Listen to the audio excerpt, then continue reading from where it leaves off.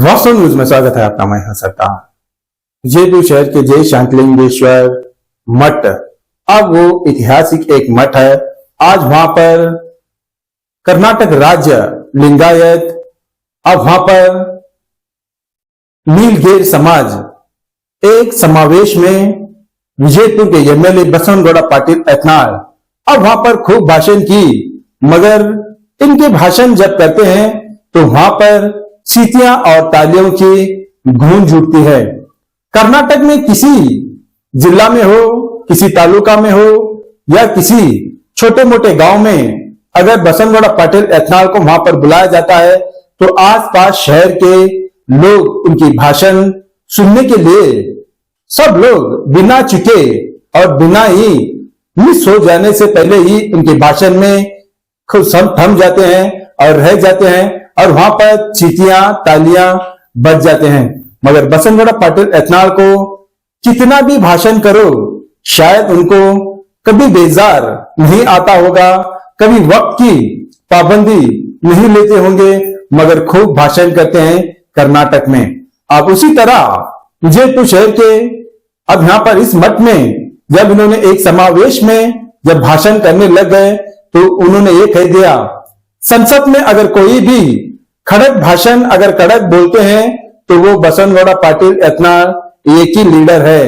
और दूसरी बात, उन्होंने कहते कहते जब कोई भी कानून का कोई भी अगर किसी समुदाय को अगर देना है, एससी हो एसटी हो, अगर कोई भी हिंदू धर्म में अगर कोई भी कोई उच्च जात हो या नीचे के हो या कोई भी जात नीत में अगर किसी को अगर हिंदू धर्म में अगर सबसे पहले किसी गवर्नमेंट का स्पेशली अनुदान अगर देना है तो सबसे पहले हिंदू धर्म के लोगों को देना पड़ता है और देने की बात करते हैं बसवनगौड़ा पाटिल एथनाल।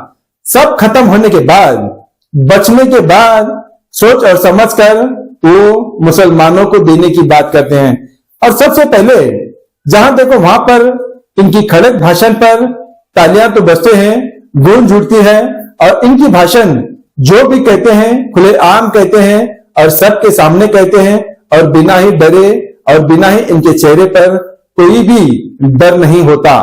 इसीलिए बसवनगौड़ा पाटिल एथनाल एक हिंदू टाइगर कहलाए और हिंदू टाइगर के नाम से ही बसवनगौड़ा को एक पहचाना जाना एक नाम मिल गया। अब उसी तरह इस मठ में किस तरह से भाषण करते हैं अब उन्हीं की जुबान से सुनाएंगे। आइए देखेंगे एक रिपोर्ट में।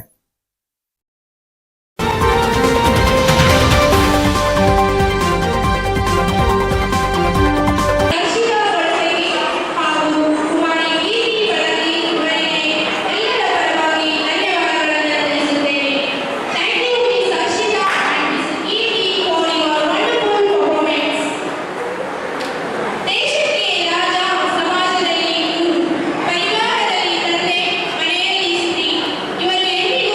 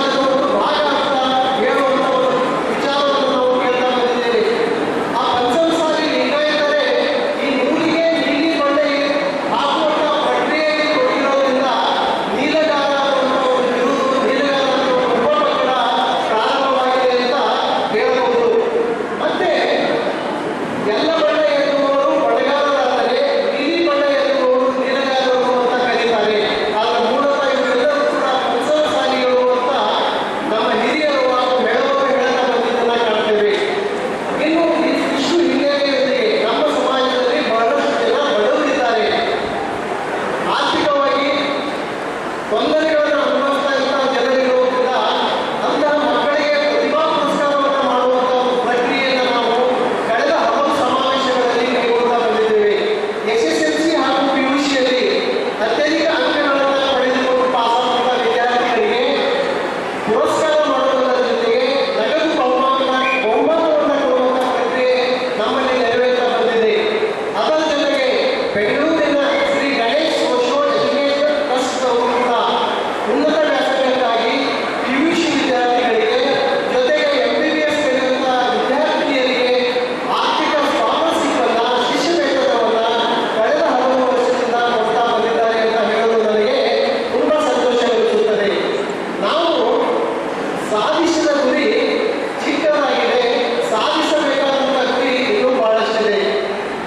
ಈಗ ಮಧ್ಯಾಹ್ನದ ಒಂದು ನಮ್ಮ ಕಾರ್ಯಕ್ರಮದಲ್ಲಿ ನಾವು ಮುಖ್ಯವಾಗಿ ಪ್ರತಿಭಾ ಪುರಸ್ಕಾರವನ್ನು ಮಾಡುವುದು, ಸಾಧಕರಿಗೆ ಸನ್ಮಾನವನ್ನು ಮಾಡುವುದು, ಜೊತೆಗೆ ಅತ್ಯಂತ ವಿಶಿಷ್ಟವಾದ ಒಂದು ಕಾರ್ಯಕ್ರಮವನ್ನು ನಾವು ಈ ಸಭೆಯಲ್ಲಿ ಏರ್ಪಡಿಸಿದ್ದೇವೆ. ಅದು ಏನಂದ್ರೆ 80 ವರ್ಷಕ್ಕಿಂತ ಮೇಲ್ಪಟ್ಟ ನಮ್ಮ ಹಿರಿಯರನ್ನ ಬೇರೆ ಬೇರೆ ಊರಿನಲ್ಲಿ ಇದ್ದವರಾಗಿರ್ಬೋದು, ವಿಜಯಪುರ ನಗರದಲ್ಲಿ ಇದ್ದವರಾಗಿರ್ಬೋದು, ಅವರೆಲ್ಲರನ್ನೂ ಕೂಡ ನಾವು ಗೌರವಿಸಿ ಅವರ ಆಶೀರ್ವಾದವನ್ನು ಪಡೆದುಕೊಳ್ಳುವಂತಹ ವಿಶಿಷ್ಟವಾದ ಕಾರ್ಯಕ್ರಮವನ್ನು ನಾವು ಹಾಕಿಕೊಂಡಿದ್ದೇವೆ. ಅದರ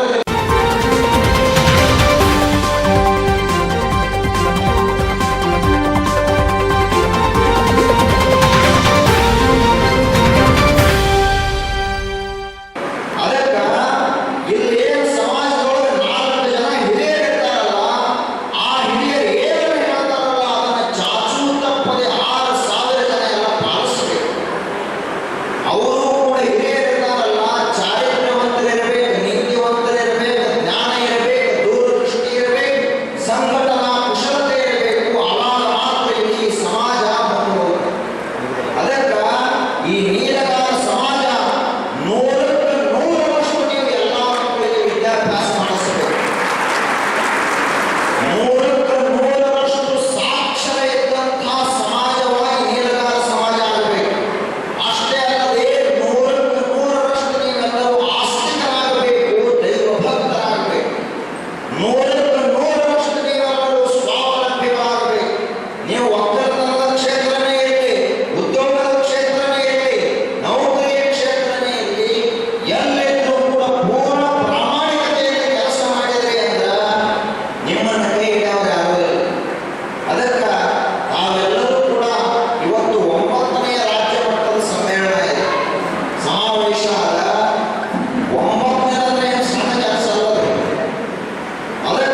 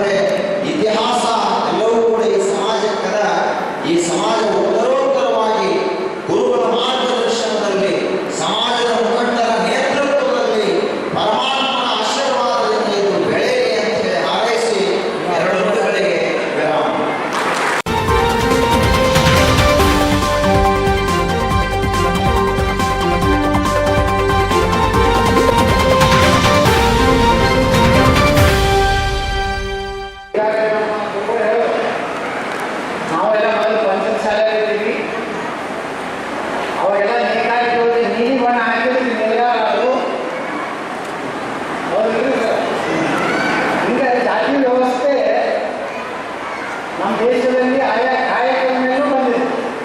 ಯಾವ ಕಾಯಕವನ್ನು ಮಾಡ್ತಾರ, ಬಸವಣ್ಣ ಕಾಲಕ್ಕೆ ಹೇಳಿದ್ರೆ ಕಾಯಕವೇ ಕೈಲಾಸ, ದುಡಿದು ತಿಂದ್ರೆ ಅಂತ ಹೇಳಿದ್ದಾರೆ. ಗ್ಯಾರಂಟಿ ಅಂತ ನೀವು ಜೀವನ ಮಾಡಬೇಕಂದ್ರೆ ಗ್ಯಾರಂಟಿ ಕಡಿತರ ಹೋಗೋ ಗ್ಯಾರಂಟಿ ಅಲ್ಲ, ಭಗವಂತ ಕೊಡ್ತಾರೆ ಅದೇ ಗ್ಯಾರಂಟಿ. ಮಾನವ ಕೊಟ್ಟಿದ್ದು ಮನೆ ತನಕ, ದೇವ ಕೊಟ್ಟಿದ್ದು ಕಡೆ ತನಕ. ಈ ರೀತಿ ಕಷ್ಟಪಟ್ಟು ದುಡಿಯುವಂಥ ಸಮಾಜ ಯಾವತ್ತು ಅಂದ್ರೆ ಮೇಲ್ಗಾಲ ಸಮಾಜ ಅಂತೇಳಿ ನಾನು ಹೇಳ್ತೇನೆ. ಇವತ್ತೆಲ್ಲ ಸಮಾಜದ ಸಂಘಟನೆ ಯಾಕೆ ಮಾಡಬೇಕು? ಸಮಾಜದಲ್ಲಿರುವಂಥ ಬಡತನ ಏನಿದೆ, ಶಿಕ್ಷಣದ ಕೊರತೆ ಏನಿದೆ, ಸಾಮಾಜಿಕ ನ್ಯಾಯ ಸಿಗೋದು, ಎಲ್ಲ ಸಮಾಜದಲ್ಲಿರುವಂಥ ಎಲ್ಲ ಮುಂದುವರಿದ ಜನಾಂಗಗಳ ಜೊತೆಗೆ ಸ್ಪರ್ಧೆ ಮಾಡಬೇಕಾದ್ರೆ ಅದು ಒಳ್ಳೆಯ ಶಿಕ್ಷಣ ಸಿಗಬೇಕು, ಉದ್ಯೋಗ ಸಿಗಬೇಕು, ಮತ್ತು ಸಂಬಂಧಗಳು ಬೆಳಿಬೇಕಾದ್ರೆ ಆ ಎಲ್ಲ ಸಮಾಜದ ಇಂಥ ಸಮಾವೇಶಗಳು ಆಗಬೇಕು. ನಮಗೆ ಗೊತ್ತಿಲ್ಲ, ನಮ್ಮ ಸಮಾಜದಲ್ಲಿ ಎಷ್ಟೋ ಜನ ಭಾಳ ಎತ್ತರ ಹೋಗಿರ್ತಾರೆ. ಅವರು ಇಂಥ ಸಮಾವೇಶ ಬಂದಾಗೇ ಗೊತ್ತಾಗುತ್ತೆ. ನಾವೊಂದು ಬೆಂಗಳೂರಿನಲ್ಲಿ ಒಂದು ಸಮಾವೇಶಕ್ಕೆ ಹೋಗಿದ್ದೆ. ಅದು ಭಾಳ ದೊಡ್ಡ ವಯಸ್ಸಿನ ಸಮಾಜ ಅಂತ ಹೇಳಿ ಹೋಗಿದ್ದೆ. ಆ ಸಮಾಜದಲ್ಲಿ ಬೆಂಗಳೂರಿನಲ್ಲಿ ಅವ್ರು ನೋಡಿಬಿಟ್ರೆ ನಾವೆಲ್ಲ ಜಾಗಗಳನ್ನು ದೊಡ್ಡ ದೊಡ್ಡ ರಿಯಲ್ ಎಸ್ಟೇಟ್ ನೋಡೋದು, ದೊಡ್ಡ ದೊಡ್ಡ ಕೈಗಾರಿಕೆ ಉದ್ಯಮ ನೋಡೋದು. ಅಂದರೆ ಯಾವಾಗಲೂ ಒಂದು ಮನುಷ್ಯ ಸಮಾಜದಲ್ಲಿ ಅವರು ಕಷ್ಟಪಟ್ಟಿರ್ತಾರೆ. ಅವರೇನು ನಮ್ಮ ಶ್ರೀಮಂತರಾಗಿರೋದಿಲ್ಲ. ಅವರು ಬೆಂಗಳೂರಿನಲ್ಲಿ ಹೋಗಿ ಹಮಾಲಿ ಮಾಡಿರ್ತಾರೆ, ಬೆಂಗಳೂರಿನಲ್ಲಿ ಹೋಗಿ ಕೂಲಿ ಮಾಡಿರ್ತಾರೆ, ಯಾವುದೋ ಒಂದು ಆಫೀಸ್ನಲ್ಲಿ ಕಾರ್ಖಾನೆ ಕೆಲಸ ಮಾಡಿರ್ತಾರೆ, ಯಾವುದೋ ಒಂದು ಕಾರ್ಖಾನೆ ಒಳಗೆ ಒಂದು ಸಣ್ಣ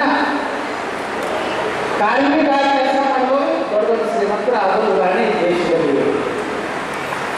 ಅದರಾಗ ಒಂದು 100 ಮಂದಿ ಹೆಂಗವರಾಗಿರೋ ಒಂದು 10 ಮಂದಿ ಬಂದರೆ ನನ್ನ ಸಮಾಜಕ್ಕೆ ಏನಾದರೂ ಮಾಡಬೇಕು, ನಮ್ಮ ಸಮಾಜದ ಬಡವರು ನಾವೇನು ಮಾಡಬೇಕು ಅನ್ನೋದು 10 ಮಂದಿ ಮಾಡ್ತಾರೆ. ಎಲ್ಲರೂ ನಾವು 100% ಬಡವರಿಲ್ಲ. ಕೆಲವು ಮಂದಿ ಶ್ರೀಮಂತರಾಗಿ ದೊಡ್ಡ ಬಂದರೆ ಮನೆ ಕಟ್ಟಿದ ಮ್ಯಾಗ ಅವ್ರು ಈ ಸಮಾಜವನ್ನು ಹೇಳ್ಕೊಳ್ಳಿಕ್ಕೆ ನಾಚಿಕೆ ಬರ್ತಿರ್ತಾರೆ. ಯಾಕಂದ್ರೆ ಎಲ್ಲ ಲವ್ ಮ್ಯಾರೇಜ್ ಆಗಿರ್ತಾರೆ, ದೊಡ್ಡ ದೊಡ್ಡ ಶ್ರೀಮಂತರು ಎಲ್ಲ ಡಿಪೆಂಡ್ ಆಗಿರ್ತಾವು. ಅವಾಗ ನಮ್ಮ ಸಮಾಜವನ್ನು ತಿಳ್ಕೊಳ್ಳಿಕ್ಕೆ ತಯಾರಾಗೋದಿಲ್ಲ.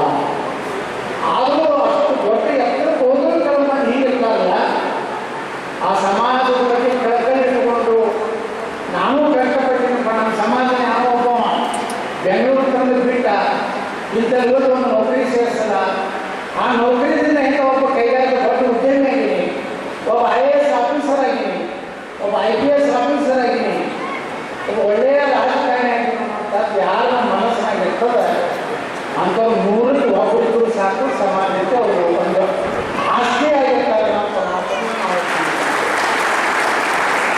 ನೋಡ್ರಿ, ಎಲ್ಲರಿಗೂ ಶ್ರೀಮಂತರಾಗಲಿಕ್ಕೆ ಆಗೋದಿಲ್ಲ. ಆದರೆ ಯಾವ್ದಾದ್ರು ಸಮಾಜದ ಬಡವರಿಗಾಗಿ ಒಬ್ಬ ವ್ಯಕ್ತಿ ಬೆಳಿಬೇಕಾದ್ರೆ ಒಂದು ಸಮಾಜವನ್ನು ಬೆಳಿಲಿಕ್ಕಾಗೋದಿಲ್ಲ. ಯಾವುದೋ ಪುಣ್ಯಾತ್ಮರು ಅವರು ಹೆಲ್ಪ್ ಮಾಡ್ತಾರೆ, ಆ ಹೆಲ್ಪ್ನಿಂದ ಬೆಳೀತಾನೆ. ಅವ್ರಿಗೆ ಹೆಂಗೆ ಹೆಲ್ಪ್ ಮಾಡಿರ್ತಾರ, ನೀವು ಬೆಳೆದಾಗ ನೀವು ಸಮಾಜಕ್ಕೆ ಹೆಲ್ಪ್ ಮಾಡಬೇಕು.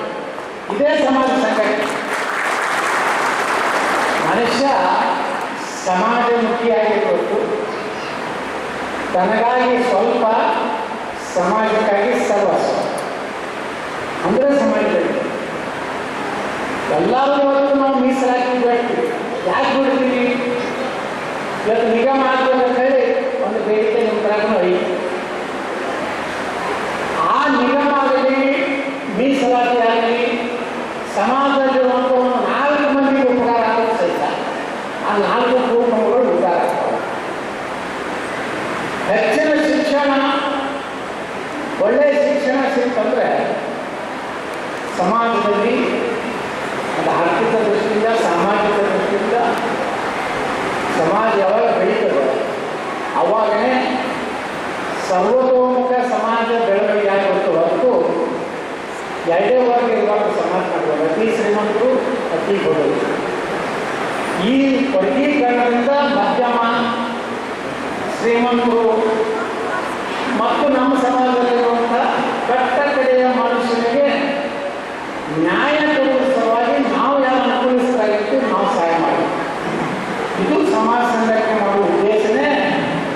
ಕರ್ನಾಟಕದಲ್ಲಿ ಬಂದಿದ್ದೀವಲ್ಲ, ಮೈಸೂರಲ್ಲಿ ಬಂದಿರ್ಬೋದು, ಚಾಮರಾಜನಗರದಲ್ಲಿ ಬಂದಿರ್ಬೋದು, ಬೆಂಗಳೂರಲ್ಲಿ ಬಂದಿರ್ಬೋದು, ಕೋಲಾರಲ್ಲಿ ಬಂದಿರ್ಬೋದು, ಇವೆಲ್ಲ ಬಂದ ಉದ್ದೇಶ ಇರುತ್ತಲ್ಲ. ಹೆಣ್ಮಕ್ಳು ಬಂದಾಗ ನೀವೆಲ್ಲ ನೂರಾರು ಕಿಲೋಮೀಟರ್ ಯಾಕೆ ಬಂದಿರಪ್ಪ ಅಂದರೆ ನಾವು ನಮ್ಮ ಸಮಾಜವನ್ನು ಭೇಟಿಯಾಗುವಂಥ ಅವಕಾಶ ನಮಗೆ ಗೊತ್ತಿರೋದು. ಎಷ್ಟು ಸಂಬಂಧಿಕರು ಇಲ್ಲಿ ಬಂದಾಗ ಗೊತ್ತಾಗ್ತದೆ. ನಾವು ಅವ್ರ ಕನ್ಯಾಗ ಹೋಗಿದ್ವಿ, ಅವ್ರ ಮಗಳು ಇವ್ರ ಮಗ, ಹೀಗೆಲ್ಲ ಚರ್ಚೆ ಆದಾಗ ಮತ್ತೆ ಹೆಣ್ಣಿನ ವ್ಯವಹಾರನೂ ನಡೀತದೆ. ನಮ್ಮ ಮಗ ಇಂಜಿನಿಯರ್ ಹೇಳ, ನಮ್ಮ ಮಗ ಡಾಕ್ಟರ್ ಹೇಳ ಮಾಡಿ, ನಮ್ಮ ಮಗ ಇವೆಲ್ಲ ಇದರಿಂದ ದೊಡ್ಡ ಉದ್ದೇಶ ಇದೆ. ಸಮಾಜ ಸಂಘಟನೆ ಮಾಡಿ ಕೆಲವು ಮಂದಿ ಹೊರಗೆ ಇಷ್ಟಪಡ್ತಾರೆ. ಅವೆಲ್ಲ ಒಂದಾಗ್ಯಾರ, ಅವ್ರು ಒಂದಾಗಬೇಕು. ಹನಿ ಕೊಡಿದ್ರೆ ಅಲ್ಲ. ಅದಕ್ಕೆ ನಮ್ಮ ಹಿರಿಯರು ಇವತ್ತೆಲ್ಲ ಕೂಡಿ ಹಿರಿಯ ಸಮಾಜದ ಮುಂದಿನ ಚಿಂತನೆ ಮಾಡಕ್ಕೆ ಕೂಡಿದ್ರಿ. ಒಂದು ಪ್ರತಿಭಾ ಪುರಸ್ಕಾರ ಇದೊಂದು ನೆಪ. ನಮ್ಮಲ್ಲಿರುವಂಥ ಮಕ್ಕಳಿಗೆ ಒಳ್ಳೆಯ ಮಾರ್ಕ್ಸ್ ತಗೊಂಡವರಿಗೆ ನೀವು 5,000 10,000 ಏನೋ ಕೊಡ್ಬೋದು. ಅದು ಎಷ್ಟೋ ಮಾತಾಡಿದ್ರೆ ಎಷ್ಟೋ ಅವರೆಲ್ಲ ಪಾಪ ನಮಗೆಲ್ಲ ನೋಡಿ ಸಿದ್ಧಗಂಗಾ ಮಠ 10,000 ಮಕ್ಕಳು ಇವತ್ತು ಉಚಿತವಾಗಿ ಶಿಕ್ಷಣ.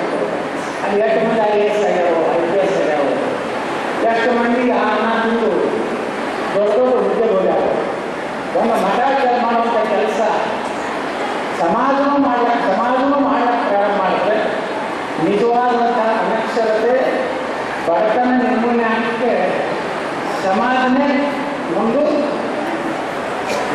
ಇದೊಂದು ಉದ್ದೇಶ ಇಟ್ಕೊಂಡಿರ್ತೇನೋ. ಈ ಸಮಾಜ ವಿಚಾರನಾಗ ನಮಗೆ ಈ ತಡ ಮಾಡಿ ಬಂದು ಆ ಸಿದ್ದೇಶ್ವರ ಜಾತ್ರೆ ಇಲ್ಲಿ ನಮ್ಗೆ ಜಾತ್ರೆ ಹೋಗೈತೆ. ಅಲ್ಲಿ ಸಿದ್ದೇಶ್ವರ ದೇವಸ್ಥಾನ ನಿರ್ಮಾಣ ಆಗೋದ್ರಿಂದ ಇರುವುದು ಒಂದು ನಂದಿಗಳು ಆ ಊರಿಗೆ ಹೋಗ್ತದೆ. ವಿನಾಕಾರನೂ ಇವತ್ತು ಸಿದ್ದೇಶ್ವರ ಜಾತ್ರೆ ಕೆಲವೊಂದು ನಂದಿಗಳು ಅವ್ರದ್ದೇ ಅಲ್ಲಿ ಪ್ರಸಾದ 5 ದಿವಸ ನಂದಿಗಳು ಕರ್ಕೊಂಡು ಹೋಗ್ತಾರೆ. ಎಲ್ಲ ಅಲ್ಲಿ ಓಣ್ಯಾಗ ನೋಡಿ ಪೂಜೆ ಮಾಡ್ತಾರೆ. ಅಂದರೆ ಸಮಾಜದ ಜೊತೆಗೆ ಅಂದರೆ ನಾವು ಬೇರೆ ಎಲ್ಲ ಸಮುದಾಯಗಳ ಜೊತೆಗೆ ಇವತ್ತು ಮತ್ತು ಯಾವಾಗಲೂ 100% ನನ್ನ ಸಮುದಾಯ ಅದಾವ. ನಾನು MP ನಿಂತಾಗ ಓಟ್ ಹಾಕಿದ್ರೆ MLA ನಿಂತಾಗ ಓಟ್ ಹಾಕಿದ್ರೆ ಅಲ್ಲಿ ಆ ಓಣ್ಯಾಗ ಏನೋ ಫರ್ಕೆ ಇಲ್ಲ. ಯಾರು ಬೇಕಾದ ಬಂದು ಹೇಳಿದ್ರು ಓಟ್ ಮಾಡ್ತೀವಿ ಯಾರಿಗೆ ಬಸವನವರಿಗೆ ನಮ್ಮ ಪಾರ್ಟಿಯಲ್ಲಿ ಓಟ್ ಹಾಕ್ಬೇಕಾಗಿದ್ರು ಯಾರು ಕೇಳಿಲ್ಲ. ಒಳಗೆ ಹೋಗಿ ಓಟ್ ಹಾಕೋದಿರ್ತದೆ, ಆ ಹೊರಗೆ ನಿಂತಿರ್ತಾರೆ ಕೈ ತಗೊಂಡು, ಒಳಗೆ ಹೋಗಿ ಪಾಯಿಂಟ್ ತಗೊಂಡು ಹೊಡಿತಿರ್ತದೆ. ಹೊರಗೆ ನಿಂತವ್ರು ಈ ಸಲ ಕಡಿಮೆ ಗೌರ್ಮೆಂಟ್ ಹೋದ ಸಲಕ್ಕಿಂತ ಹೆಚ್ಚಿಗೆ 1400 ಹೋಗಿ ಹೆಚ್ಚಿಗೆ ಹಾಕ್ಬೋದು. ಅದು ಪ್ರಚಾರ ಮಾಡಿದೆ. ಅದಕ್ಕೆ ಈ ಸಮಾಜದ ಎಲ್ಲ ನಮ್ಮ ವಿಚಾರಗಳ ಏನು ಮತದಾರರ ಎಲ್ಲ ಒಂದು ಫ್ಯಾಮಿಲಿ ಕಡೆಯು ಒಂದು ಕುಟುಂಬ. ಇವತ್ತು ನಮ್ಮ ಸರ್ ಹೇಳಿದ ನೀವು ನಮ್ಮ ಸಮಾಜದಲ್ಲಿ ಪಂಚಮ ಸಾಲಲ್ಲಿ ನೀವು ಎಕ್ಸ್ಪಾನ್ಷನ್ ಮಾಡ್ಕೊಂಡು ಹೋಗ್ಬೇಕಿಲ್ಲ. ಎಲ್ಲ ಬರಲ್ಲ, ಎಲ್ಲ ಹೀಗೆಲ್ಲ ಸಮಾಜ ಹೋಗ್ಬೇಕು, ಅದು ಲಿಂಗಾಯತ ಹೊರದಾಗಬೇಕು, ವಿಭೂಷಣ ಹೊರದಾಗಬೇಕು, ಸಮಸ್ತ ಸನಾತನ ಹಿಂದೂ ಧರ್ಮ ಹೊರದಾಗಬೇಕು ಅಂದ್ರೆ ಭಾಳ ಖಂಡಿತ.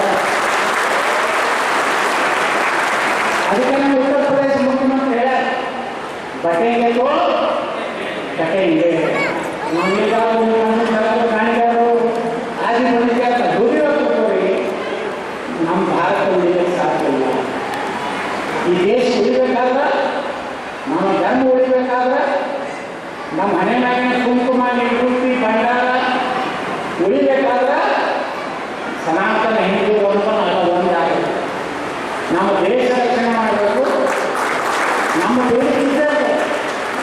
ಆ ಬೇಡಿಕೆ ಜೊತೆಗೆ ಇವತ್ತು ನೋಡಿ ಸಂವಿಧಾನಾತ್ಮಕವಾಗಿ ಅವರ ಧರ್ಮದ ಮೀಸಲಾತಿ ಮಾಡಲು ಡಾಕ್ಟರ್ ಬಾಬಾ ಸಾಹೇಬ್ ಅಂಬೇಡ್ಕರ್ ಅವರು ಸಂವಿಧಾನದಲ್ಲಿ ಸ್ಪಷ್ಟ ಜಾತಿಯ ವ್ಯವಸ್ಥೆಯ ಮೇಲೆ ಮೀಸಲಾತಿ ಸಿಗಬೇಕು ವಿನಃ ಒಂದು ಧರ್ಮ ಅನ್ನೋದ್ರ ಮೇಲೆ ಮೀಸಲಾತಿ ದೇಶನಾಗ ಸಿಗುವುದಿಲ್ಲ.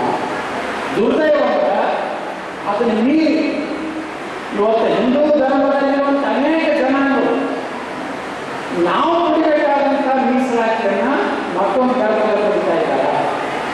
10% ನಮ್ಮ ಹಿಂದೂ ಧರ್ಮದಲ್ಲಿರುವಂಥ ಉಪಜಾತಿಗೆ ಸಿಗಬೇಕಾದಂಥ ಮೀಸಲಾತಿ ಒಂದು ವರ್ಗದವರು ಲಾಭ ಆಗ್ತದೆ. 3 ಕಡೆ ಬರೋದು 2 ಇಯರ್ 3 ಇಯರ್ ಅವನು ಸಪ್ರೇಟ್ 4%, 2 ಇಯರ್ ಆಗುತ್ತೆ ಮೈನಾರಿಟಿ 3 ಕಡೆ ಆಗುತ್ತೆ. ಆ 10% ತಗೊಂಡು ನಾವು ಈಗ ಸಮಾಜದಲ್ಲಿ ಯಾವುದು ಎಲ್ಲ ಗಂಟೆ ಕೊಟ್ಟರೆ ಹಿಂದೂ ಅನ್ನೋದು ಧರ್ಮ ಅಲ್ಲ, ಇದು ಸನಾತನ, ಇದು ಒಂದು ಸಂಸ್ಕೃತಿ. ನಾವೆಲ್ಲರೂ ಲಿಂಗಾಯತರಿರ್ಬೋದು, ಎಲ್ಲ ವರ್ಗದಲ್ಲಿ ಬರ್ತಾನೆ ಇದೆ. ಎಲ್ಲ ಶ್ರೀಮಂತರಲ್ಲಿ ಯಾವ ವರ್ಗದವರು ಬಡತನ ಎಲ್ಲ ಸಮಾಜದಲ್ಲಿ ಇದೆ. ಅದಕ್ಕೆ ನಾವು ಬಡತನ ಕಟ್ಟಿದ್ದೀವಿ. ನಾವು ಪಂಚಮ ಸಾಲಿಗೆ ಮೀಸಲಾಗಿರೋ ಬರೀ ನಾವು ಪಂಚಮ ಸಾಲಿಗಳಿಗೆ ಸರಿಯಾಗಿ ಅಲ್ಲದು. ನಾವು ನಮ್ಮ ಸರ್ಕಾರದಿಂದ ಮಾಡಿದ್ದು 2 ಮತ್ತು ಸಿ ಮತ್ತು ಡಿ ಎಡ್ ಮಾಡಿದ್ದು.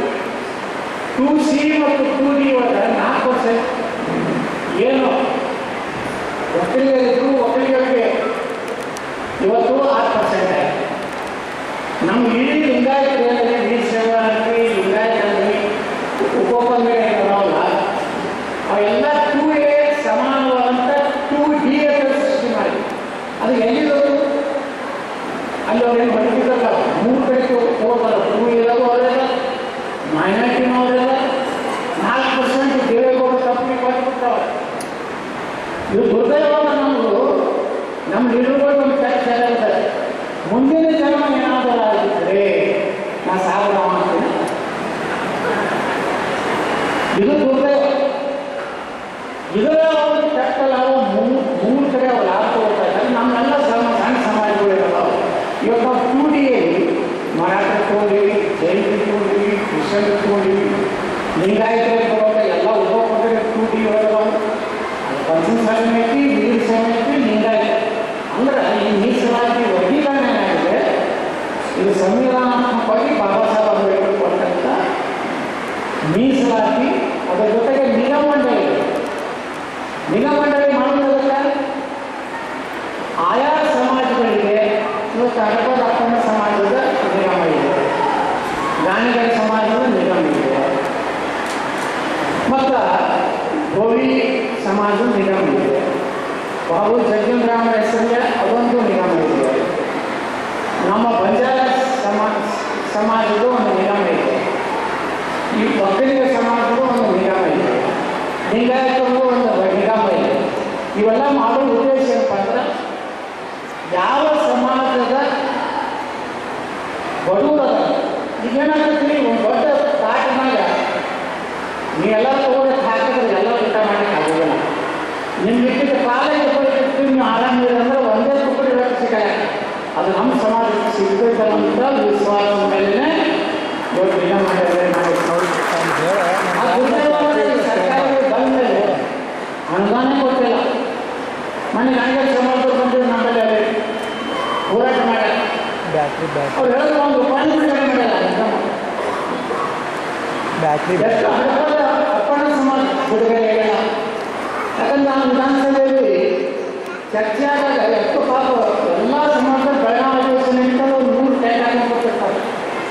ಎಲ್ಲ ಸಮಾಜಗಳು ಒಂದು ಹೋರಾಟ. ಇದು ಯಾಕೆ ಆಗ್ತದೆ ಅಂದರೆ ನಮ್ಮ ಸಂಪನ್ಮೂಲ ಏನಿದೆ ದೇಶದ್ದು ಅದು ಎಲ್ಲರಿಗೂ ಸರಿ ಸಮಾನವಾಗಿ ಹಂಚಬೇಕಾಗುತ್ತೆ. ಇವತ್ತು ಆಗ್ತಾ ಇದೆ. ಯಾರಿಗೂ ಜೋರಿದ್ರೆ ನೋಡಿ, ಮೊನ್ನೆ ಜಮೀರ್ ಅಹಮದ್ ಖಾನ್ಗೆ ನನಗೆ ವಿಧಾನಸಭೆಯಲ್ಲಿ ಜಗಳ.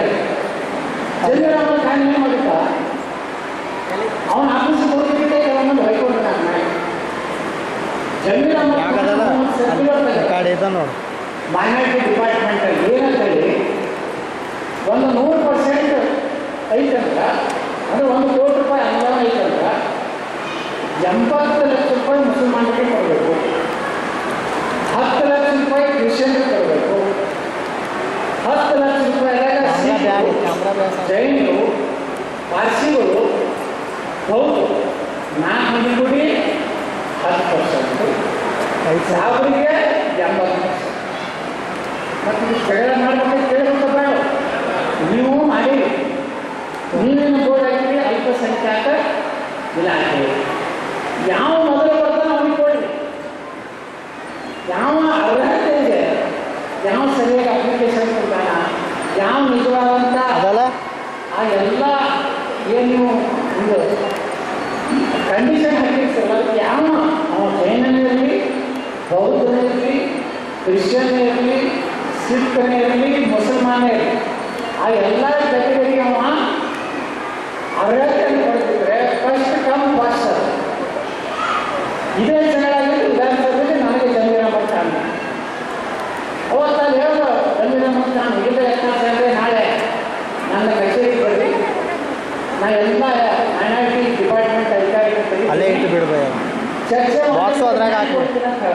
ಹೋಗ್ಬೇಕು ಬೇಡ ನಾನು ಹೋದಾಗ ಆಫೀಸರ್ಗಳ ಇನ್ಸ್ಟ್ರಕ್ಷನ್ ನನ್ನ ಮುಂದೆ ಕೊಟ್ಟರು. ನಾ ಹೇಳಿದೆ ಒಂದೊಂದು ಊರಾಗ ಒಂದೊಂದು ವಿಧಾನಸಭೆದಾಗ ಜೈಲು ಹೇಳ್ತಿದ್ದಾರೆ, ಅವ್ರಿಗೆ ನೀವು 10% ಇನ್ನೇನು ತಗೋಬೇಕಂದ್ರೆ ಅಲ್ಲಿ ಜೈಲಿಗೆ ಹೆಚ್ಚಿಬಿಡು, ಸಿಕ್ಕಂದ್ರೆ ಇಬ್ಬರು ನಾವು ಭಾಳ ಆದರೂ ಒಂದು 50,000 ಗೊತ್ತಿಲ್ಲ. ಬೌದ್ಧರ ಯಾರು ಅಂಬೇಡ್ಕರ್ ಅವರ ಕಾಲದಲ್ಲಿ ಬೌದ್ಧ ಧರ್ಮ ಸ್ವೀಕಾರ ಮಾಡಿದ್ರು, ಅವರಿಗೆ ಹೆಚ್ಚಿದ್ರೆ ಅವರು ಸಿಗೋದಿಲ್ಲ. ಇವತ್ತು ಕ್ರಿಶ್ಚಿಯನ್ಗಳು ಈಗ ನನ್ನ ಮಕ್ಕಳ ಸೇರಿದ್ರೆ ಒಂದು 8 ಹೋಗ್ತಾರೆ, ನನಗೆ ಓಡಾಡ್ತಾರೋ ಅವ್ರಿಗೆ ಆಗೋದಿಲ್ಲ. ಯಾಕಂದ್ರೆ ನನ್ನ ಕೈಯಾಗ ಸುರಕ್ಷಿತ ಬಿಜಾಪುರ ನನಗೆ ಓಡಾಡ್ತಾರೆ. ನನ್ನ ಕೈಯಾಗ ಬಿಜಾಪುರ ಭಾಳ ಸೇಫ್ಟಿ ಕೊನೆ ಏನೋ ನಡೀತಿದ್ದೀವಿ, ಅಲ್ಲೆಲ್ಲರೂ ಮಾಡ್ಕೊಳ್ಳೋದು. ಬಿಜಾಪುರನಾಗ ಮಾತ್ರ ಏನೂ ಇಲ್ಲ, ಗದ್ದ ನಾಲ್ಕು ಏನೋ ಮಾಡ್ಸಕ್ಕೆ ಹೋಗಿಲ್ಲ. ಹೀಗಾಗಿ ಕ್ರಿಶ್ಚಿಯನ್ರು ಏನಂತಾರೆ, ಒಂದು ಹೋಗಿದ್ದಾನೆ ಚರ್ಚಿಗೆ, ಅದ್ರ ಪಾದ್ರಿ ಹೇಳಬೇಕು ನಾವು ಸುರಕ್ಷಿತ ಇದ್ದೀವಿ ಬಿಜಾಪುರನಾಗ. ಯಾಕಂದ್ರೆ ನಾವು ಭಾಳ ಅಲ್ಪಸಂಖ್ಯಾತ. ನಾವು ಹೆಂಗೆ ಹೊಂಟಿದ್ರೆ ಮುಂದೆ ಹುಲಿ ಹೊಂಟೈತಿ, ಅದ್ರ ಮಕ್ಕಳು ಹಾಯಿಸಿ ಕರೆಯಾಗಬೇಕು. ಈ ಹುಲಿ ಹುಲಿಗೆ ನಾವು ತಿನ್ಬೇಕಾವು, ಅದಕ್ಕೇ ನಾವು ಮಕ್ಕಳು ದೊಡ್ಡ ಪಾದ್ರಿ ಹೇಳೋದು ಪ್ರಶ್ನ ಅಂದ್ರೆ ಸಮಾಜದಲ್ಲಿ ಯಾವ ವರ್ಗದವರಿಗೆ ನಿರಂತರವಾಗಿ ಅವ್ರ ಮೇಲೆ ದೌರ್ಜನ್ಯ ಆಗ್ತದೆ, ಅವ್ರ ಮೇಲೆ ಅತ್ಯಾಚಾರ ಆಗ್ತದೆ, ಅವ್ರನ್ನ ಇವತ್ತು ನೋಡಿ ಕ್ರಿಶ್ಚಿಯನ್ರು ಏನು ಸ್ಕೀಮ್ಗಳು ನಮ್ಮ ಮನೆ ಇಟ್ಕೊಂಡು ನಾವು ಮೊದಲೇ ಮಾಡಿದ ಸ್ಕೀಮು ಫಸ್ಟು ಜೈನಿಗೆ ಸಿಕ್ಕರು ಸಿಕ್ಕಿದ್ರೆ ಅಲ್ಲಿಂದ ಕ್ರಿಶ್ಚಿಯನ್ರು ಕಡಿಮೆ ಉಳಿತಂದ್ರೆ ಅವರಿಗೆ ಸಾಕು ಅಲ್ಲಿ ಜನ ಕೊಡುವುದಿಲ್ಲ. ಯಾಕಂದ್ರೆ ಆ ಕಂಪಿಟೇಷನ್ ನನಗೆ ಅವ್ರು ಕೊಡಬೇಕಾದ್ರೂ ಕಂಡೀಷನ್ ₹1,00,000 ಸಬ್ಸಿಡಿ ಬಂದು 25,000 ಗೋಚರ ಕೊಡ್ತಾರೆ. ಗೋಚರ ಕೊಡುವುದಿಲ್ಲ. ನಾವು ಹೋಗಿಲ್ಲ ಆಕಳ ಕಂಡಿದ್ದು ಸ್ವಲ್ಪ ಅವರು ಒಂದು 4 ನೋವು ಆಗಲಿ ತಿಂಗಳು ತೋರಿಸಿ ರೊಕ್ಕ ಭ್ರಷ್ಟಾಚಾರ. ಈ ರೀತಿ ಸಮಾಜಗಳು ಹೊಂದಾಗಿರಬೇಕು. ಏನೇ ನಮ್ಮ ಸಮಾಜ ವಿಚಾರ ಬಂದಾಗ ಯಾವುದೇ ಒಂದು ಸರ್ಕಾರದಿಂದ ಏನೇ ಆಗಿದ್ದಾರೆ, ಯಾಕಂದ್ರೆ ವಿಧಾನಸಭೆಯಲ್ಲಿ ಹೆಚ್ಚು ಮಾತಾಡೋ ನಾನು ಹೇಳಿದ್ದೀನಿ, ಮಾತಾಡೋ ಮಂದಿಗೆ ಕೈ ಮಾಡೋದು. ಯಾಕಂದ್ರೆ ಎಲ್ಲ ಅಡ್ಜಸ್ಟ್ಮೆಂಟ್ ಅಲ್ಲ, ಏನು ಮಾಡ್ತಾರೆ ಅವರು ಕಾಂಗ್ರೆಸ್ನವರು ನಮ್ಮ ಯಾವನ್ನ ಕಾಳು ಮಾತಾಡ್ತಾರೆ ಏನು ಮಾಡ್ತಾರೆ, ನಿಮಗೆಲ್ಲ ಕಾಯಿ ನಿಮ್ಮ ತೆಗಿತಿರೋರು ಸಿಬಿಐ ಕೊಡಬೇಕು ಇಲ್ಲ ಸನ್ಮಾನ ಹೆಚ್ಚಿನ ಮುಖ್ಯಮಂತ್ರಿ ಭಾಳ ಒಳ್ಳೆಯವಾದ ಭಾಷಣ. ನಾನೇನು ಅಂದಿದ್ರೆ ಸಿದ್ದರಾಮಯ್ಯ ಅವ್ನು ಡಿ ಕೆ ಶಿವಕುಮಾರ್ ಏಕವಚನ ಮಾತಾಡ್ಕೊಂಡು ಚೆನ್ನಾಗಿ ಮಾತಾಡು ಯಾಕ ಅಂದ್ರೆ ಯಾಕೆ ಆಗಿಲ್ಲ. ಯಾಕಂದ್ರೆ ಉತ್ತರ ಕರ್ನಾಟಕ ಹೋಗಿದ್ದೀನಿ ನಾನು ಅದಕ್ಕೆ ನಮ್ಮ ಸ್ಪೀಕರ್ ಏನು ನೋಡೋಲ್ಲ, ನಾನು ಹೇಳ್ತಿರ್ತಾರೆ ಎಲ್ಲಿ ಏನು ಮಾತಾಡ್ತಾರೆ ಮಾತಾಡ್ತೀನಿ. ಯಾಕಂದ್ರೆ ಪಾಕಿಸ್ತಾನ ಪರವಾಗಿ ಘೋಷಣೆ ಕೊಟ್ಟಿದ್ರು ವಿಧಾನಸಭೆಯೊಳಗೆ ತಾಯಿ ಅದನ್ನು ಯಾವ ಅನ್ನ ನಾವು ನಾಲಾಯಕ ತಾಯಿನಾಗ ಬದಮಾಡಿಸಿ ಎಲ್ಲ ಬೇಕು. ನಮ್ಮ ಬಸವರಾಜರಾಗಿದ್ದಂಥ ಅಧ್ಯಕ್ಷರು ಯತ್ನಾಳರು ಈ ಎಲ್ಲ ಅಸಂವಿಧಾನಿಕ ಪದ ಬಳಸ್ಲಕತ್ತಾರ. ಇದು ಒಳ್ಳೆಯ ಸಂಪ್ರದಾಯ ಅಲ್ಲ. ನಾ ಯಾರಿಗೆ ನೆನಪಿಲ್ಲ ಸಾರಾಗಿ ಯಾರು ಈ ದೇಶದ ಅನ್ನ ತಿಂದು, ಯಾರು ಈ ದೇಶದ ನೀರು ಕುಡಿದು, ಯಾರು ಈ ದೇಶದ ಗಾಳಿ ಸೇವನೆ ಮಾಡಿ ಪಾಕಿಸ್ತಾನ ಬರೋದಂತಲ್ಲ ಆ ತಾಯಿಗೆ ಸ್ಪೀಕರ್ ನಮ್ಮ ರಾಘವ್ ರಾಯಗಢ ಸುಳ್ಕೊಂಡ್ರಿ ಅವ್ರು ದೇಶದ ಭಾಳ ಬೈದಾಗ್ತಾರೆ. ಯತ್ನಾಳ್ರೆ ನೀವು ಏನೇನು ಸಂಸ್ಕೃತ ಬೇಕು ಬೈದಾಗ್ತಾರೆ, ಯಾರು ಸ್ಪೀಕರ್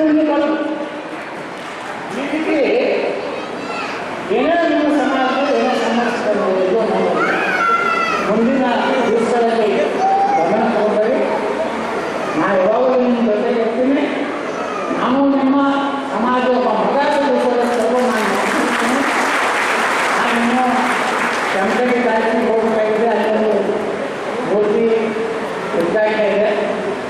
ಏನೇ ಇದ್ರು ಎಲ್ಲರೂ ನನಗೆ ನೇರವಾಗಿ